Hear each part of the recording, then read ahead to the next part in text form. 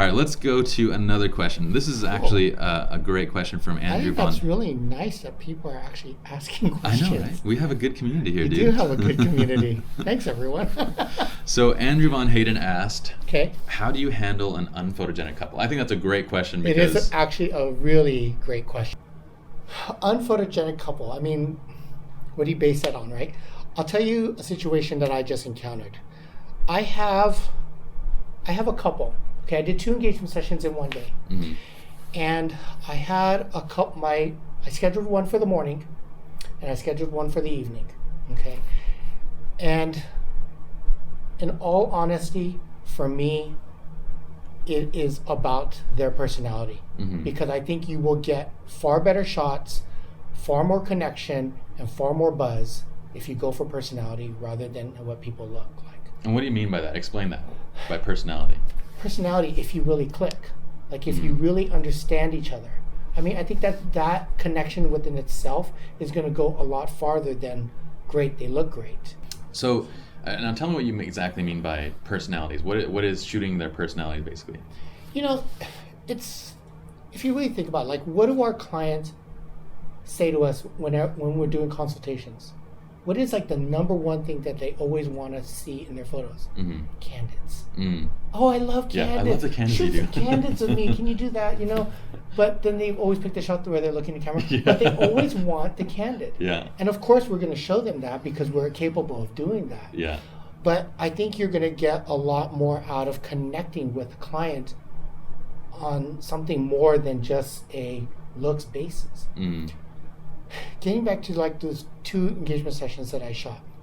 Okay, so I scheduled one for the morning, scheduled one for the evening, stayed in the area, just kind of hung out, and I did the 2 sessions. Couple in the morning, both of them had Down syndrome. Okay. Couple in the evening, beautiful. I mean, you want to think perfect couple, that was them. Yeah. Okay. In all honesty, I had way more fun in the morning. Oh, way more fun. I got more shots. I laughed. I cried. I was editing the session. I'm sitting there laughing to myself. I got these beats on and I'm like editing and I'm like laughing. I'm like, oh my God, this session's so fun. I send off the photos to the client that had the Down syndrome, and I sent it out to the parents and I said, here's the photos. She writes me back, we are in tears over these photos. I'm like, yay, we did a good job. Yeah.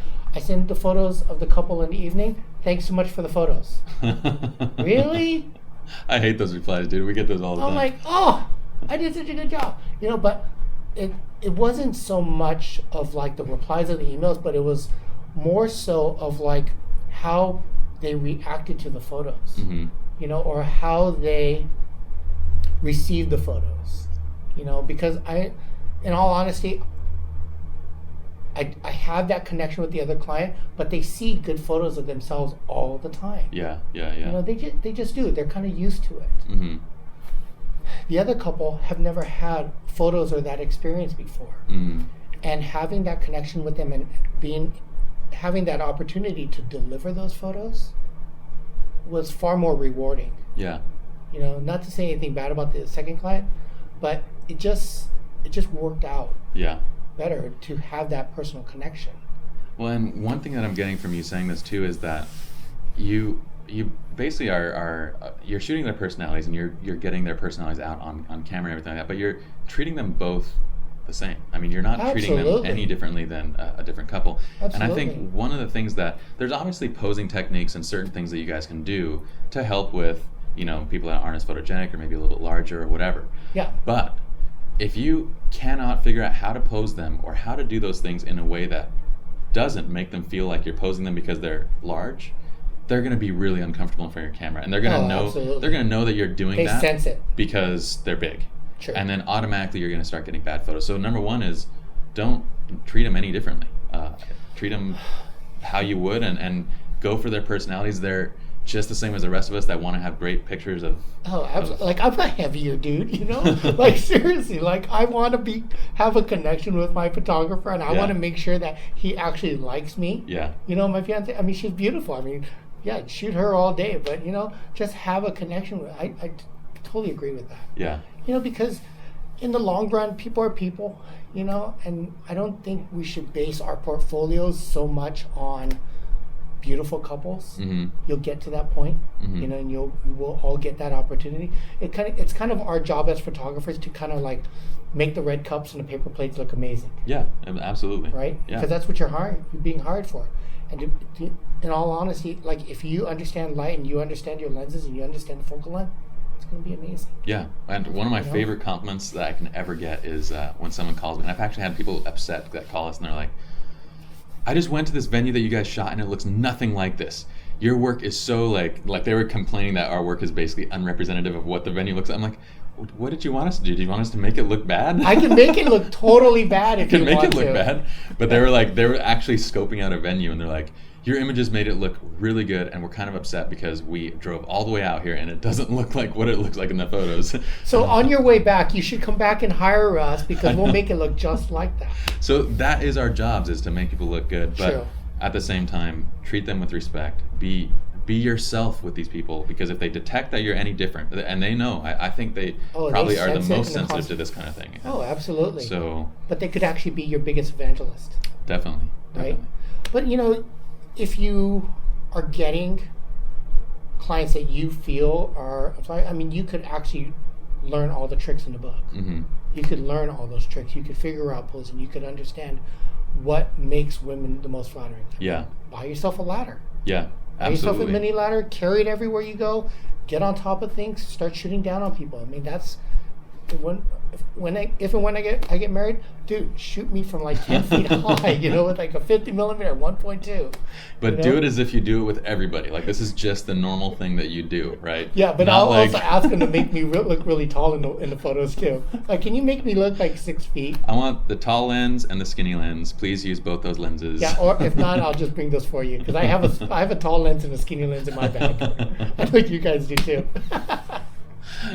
All right, so let's go back here for another question. I like this one. This is from Ambrosia Verishin, and once again, I apologize if I said that wrong. But she asks, how do you take your studio to the next level as far as marketing and business goes? This is in 30 seconds. In 30 seconds, this is exactly the idea, step by step. It's really not an overnight thing. Okay. It didn't. Not to say that I'm super successful, not to say that I'm at where I want to be, but to photographers that are kind of out there starting or kind of been in business for 5 years and like ready to take it to the next, it really didn't happen overnight. I mean, I literally started from $9.95 packages, and raised my prices little by little. Yeah. But it was more about, I think it was more so that I didn't take it to the next level. It was my network that helped pull me into the next level, which was really interesting, right? Yeah. The more people I met, the more people I talked to, the more networking I did, the more photography I did. My clients, my peers, they all kind of pulled me into a next level. Interesting, yeah. Right? So I didn't actually do it. They kind of said, Gene, we like your work, we like who you are, we want to have you photograph our friend's wedding, or we want to have a photograph our family members' wedding. And they kind of just took me with them. It kind of wasn't like a deliberate, Jeremy said something very similar, which was when we asked him, like, how do you get to the next level? How do you do this? He said, well, for me, it wasn't like a deliberate thing. It wasn't. You go out, you network, you meet friends, and you say, I'll shoot your band cover, your CD cover. And you go and do that, and you keep meeting, and you keep growing. And this is exactly what you're saying, that you keep meeting, grow as a photographer, take good photos. It's just like any business, right? I mean, it's all based on relationships, right? Absolutely. It's it's like that old saying, it's like your net worth is your network, right? Mm-hmm. Or whatever it is. I never heard that saying, but that's a good saying. But it's a good saying. But really it's like the peers that you surround yourself with. Yeah. Are you keeping the same company that you kept 5 years ago? When you go to networking events, do you stay with that group? Mm-hmm. I never stay with that group. Mm-hmm. I'm like, hey, that's cool. Nice to see you. Let's meet new people. Let's meet new people. Exactly. Let's reach out. Let's see who else is here. Mm-hmm. And I'll start like, hey, my name is Gene. I'd love to introduce you to my photography. And they're like, oh, really? You're a photographer? I'm like, oh yeah, actually I got a 15 by 15 album. Let me show it to you. But I used to do that all the time. Like carry an album with me. Yeah. And show people my work. Everyone's got iPhones, iPads, all these tablets. Show me work. But I think it was a matter of like reaching outside of my comfort zone. Yeah. But putting myself in places that I felt that my clients were going to be at. It was really interesting, and they kind of pulled me into that realm. I love that. I love that you're talking about kind of getting out of your comfort zone, getting into, because we all get comfortable in these like little cliques, right? You sure do. You go to these events like WPPI and you see all the same people, and you're like, it's comfortable to be with those people. Super easy because you guys have tons of things in common. Exactly. You're hanging out all the time. You're going to trips. You're shooting the same stuff. You're sharing images. But then there's like all these like amazing people around you that you have no idea who they are. Exactly. So take good photos and network like crazy, right? Network like crazy. But like, start reaching out to events where you aspire to be at. For us in the wedding world, it would be all the NACE events, the WIPA events, ISIS events, all the society events. I don't even know what these events are. I feel I gotta take you to a couple. But they're really interesting events, and it's kind of helped me spread my brand. Like you were asking, like how did we get into this market really quickly? But I mean, that's kind of how we did it. Well, and I love that you say that it's not an overnight thing, because I think a lot of photographers these days, they're expecting to go pay their $20,000 to get all their equipment and just come out shooting $5,000 weddings or whatever it is, and that's just not realistic at all. I mean, you got to start somewhere, right, and you got to work your way up. And even if a strange phenomenon's happening where people come into the industry, they charge $1,500, get 5 weddings, and then start charging $5,000. Okay. Now, what's happening to these people is that you do your 5 weddings and you did a great job and you built a network, and then you price yourself at $5,000, and you immediately price yourself out of your entire network that you just established. Right. So everything that you just did was for nothing, because nobody now in that network can afford you. Right. So like you said, it has to be this natural progression where you slowly raise prices as you are growing, as you are getting in front of more people. And with every one of these 100 people that you get in front of, a few of those will be more affluent within that 100 people. True. You have to be cautious of jumping into a market that you're unfamiliar with, because you have to be prepared. Yeah.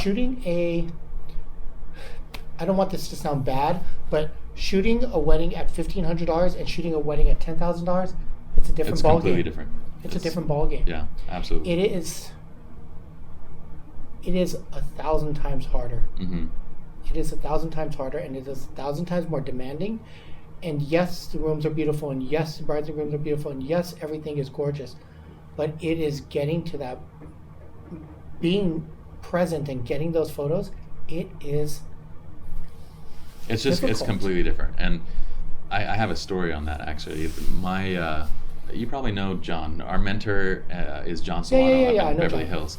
And so he got us started. He trained us basically for a year. Just amazing guy, right? Amazing guy, does incredible work, and he's such a nice guy. And he brings us out, and I see him interacting with these clients, and these are clients that are paying minimum of $10,000 to shoot the wedding, and plus all the other stuff. They're walking out with like stuff, yeah. John shoots great stuff too. So they're very big budget. And when you go, oh man, John walks away with one of these weddings with $20,000, and you're like, that's incredible. That's what I want to do. I've been at these weddings, and it's not necessarily what you want to do, because here's the thing: is I was at one of these weddings where it was like a $2.5 million budget for this wedding. Incredible everything. You look somewhere, you can have your iPhone, you take a picture, it's just going to look amazing because it's that way. Well, with that kind of a budget, the clientele have very, very high demands. I mean, these are TV and Hollywood like executives that are showing up to this thing. They're expecting amazingly professional work. Sure. During the couple session, the dad comes out. We literally have the couple for five minutes outside at it was at the Pasadena Langham. Mm-hmm. We have them outside for 5 minutes during sunset. I'm holding John's reflectors and stuff, which, by the way, that's a great way to learn. Hold people's reflectors. Carry people's bags. The dad comes out, and a string of expletives screaming at John. And he goes, and I won't even say what he's saying, but just know that there was F-bombs, there was every kind of bomb. And it essentially is like this. John, I'm not effing paying you to stay out here shooting my daughter, and they need to be inside. What the F are you doing? 30 seconds long. John looks back and goes, I got this, baby. 5 minutes and we're going to have him back in, and completely diffuses it like nothing happened, and then goes back to taking amazing photos, brings him inside, and that was it. Now, if I were in that situation even now, I'd probably have to change my pants afterwards because I'd be so scared. I'd be so scared. But this is what you have to work into. It's not just taking great photos, it's being able to do it in these kind of situations. Someone can completely come shake and rattle you, and you can still go back to work and take great photos. You do. You have to find you have to find your fine line, where to cross, or you have to understand how far you can go with a client. Yeah. Right? How Yeah. far you can speak to them, or how to speak to them, or your boundaries, I should say. You have to find your boundaries Mm-hmm. of where you're at with that client, and they always have to trust you. Mm-hmm. I mean, I'm sure John has a ton of trust with these clients. Oh yeah, and and the level of confidence you have in yourself in those situations. True. A flash isn't working, something's not working, something's broken down. There's 30 seconds, to get Knowing something. your gear. Knowing your gear. And these are the things that you have to work into. I was at one of our weddings. This was 3 weeks ago, and we were on the way there. They took off from the hotel a little bit early tonight because I had to get my car valeted, and the valet took an extra 10 minutes. So I get to the venue, and I had my second shooter there, Mm-hmm. but I got to the venue as they were starting walking down the aisle. Now, if this happened to me 3 years ago, I would be freaking out. I'd be telling people to stop, whatever. But now I've been in these situations before. I calmly just went to the front. I dialed my settings into my camera. I took one test shot as they're, like, literally the groom and his mom are coming down the aisle. And I'm like, I'll get the shot. Just let me get a test shot. And then you get it. You stay composed. Absolutely. These are those situations that I think only come with experience. Well, I think you have to not kind of grace under pressure, right? Yeah. You have to really, like, literally when we're walking through weddings, I'm like literally dialing my camera. Yeah. Like, I'm literally like, click, 1, 2, 3, boom, 1, 2, 3, got it. Or I'll look down. Never looked at the back of my camera at any wedding. Mm-hmm. Literally just one test shot, and then I go for it. Mm-hmm. Because if it's in that light situation, go for it. But I'm literally like dialing my cameras. Yeah. Or if I see something that in a lighting situation I want to go to, I know where my 200 millimeter is. I can just pull it and then set it and then just shoot. Boom, boom, boom. I got the shot. Yeah. But it has to be an extension of you. Yeah. And it has to be. That's one of the things that we did when we were in school, that I took a 50 millimeter lens and I shot it in every lighting situation. I figured out how to make it perfect. Mm-hmm. And I still do that today. Mm-hmm. I still go out there and test, and I still am shooting just like as an extension of me. Yeah. Well, and these are those things when people ask, how do you take your studio to the next level? These are all the things that go into it, that have to be developed over time, that Right. have to be developed through experience. So you have to have what? You have to have great skills on your camera. Mm-hmm. You have to have a great workflow. You have to have amazing people skills, Mm-hmm. right? And you have to be kind of grace under pressure. Yeah. That's what will kind of get you there. Yeah. And then just keep doing what you do. And just keep doing what you're doing, and be consistent. Yeah. And be amazingly consistent on every job, or above and beyond. We always, what? On all of our clients, we always send them a surprise, Mm-hmm. something that they're not expecting, Mm-hmm. or something that they didn't pay for. I'm like, oh, you know what? I'm in a mood. Let's send them that, or let's design that and then just send it to them, or give them a couple extra pages and send it to them. They love that. Yeah. And you just have to try your damnedest to get evangelists out there for you, people that will praise the word of pie, Mm-hmm. or praise the word of word of lineages, pie. Sounds like it belongs in the Bible or something. A word of pie. But you have to get people out there to like really sing your praises. Yeah. And kind of help you get to the next level. No, I agree. We really appreciate you coming by. We could talk all day long, talk shop with Gene here, but I know you're a busy man. You got to get to do your thing. So thanks again for coming by. Thanks so much. SR Lounge, and hope you guys all enjoyed. I appreciate everyone actually watching. But no, thanks so much for having me. Absolutely, guys. We'll see you guys in the next episode. Bye, guys.